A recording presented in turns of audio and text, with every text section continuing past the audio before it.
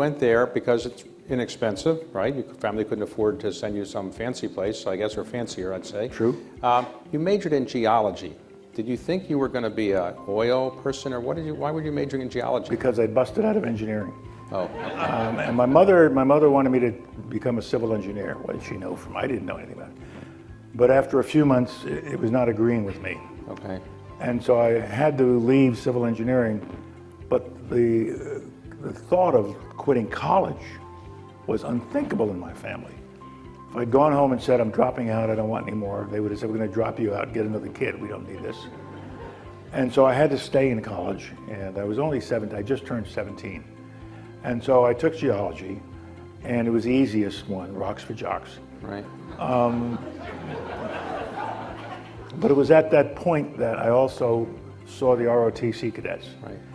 And I saw these young men marching up and down Convent Avenue in uniform, and it appealed to me. You know, today's the 75th anniversary of Pearl Harbor. Well, I was only 4 years old at that time, and I was about 8 years old when the war ended, and we immediately went into the Cold War and nuclear Armageddon possibilities. And then by the time I entered college, we were through the Korean War. So there was such a military background to my growing up that the ROTC appealed to me. It gave me structure, it gave me a sense of belonging, it gave me a second family, really. And so I put all my passion into it, and I realized I wasn't as slow as I thought I might be in college because I got straight A's in ROTC.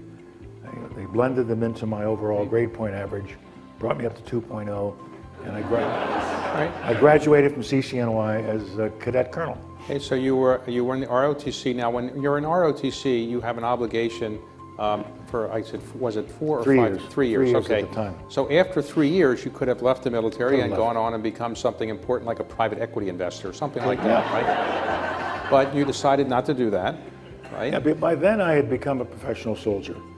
I had been to every course the infantry school had. I was a paratrooper, I was a pathfinder, I was a ranger. It was my profession. And even though my relatives were uneasy about it, they finally realized that this is what he's going to do. And my wife and I had to go visit our senior aunt in the family. Every family has a senior aunt. And Aunt Larice was going to talk us out of the Army. You know, the people, the whole family's worried, you've been hurt twice, you're going to be killed if you go back, oh my God, you got to get out. But we convinced her by simply saying, you know, Larice, that I can retire after 20 years at age 41 with 50% of my pension. Stay. Right. Well, it's better than the post office, stay. And they didn't bother us after that. well, my father worked in the post office, and I know what that's like. You can retire when you're 55 and you get a pension. But I really was a professional soldier. It's what my passion was. And I use it when I talk to kids. Find your passion. If you do it well and it's what you love doing and you think you're serving, that's what you go for. you mentioned your wife, who is here, Alma.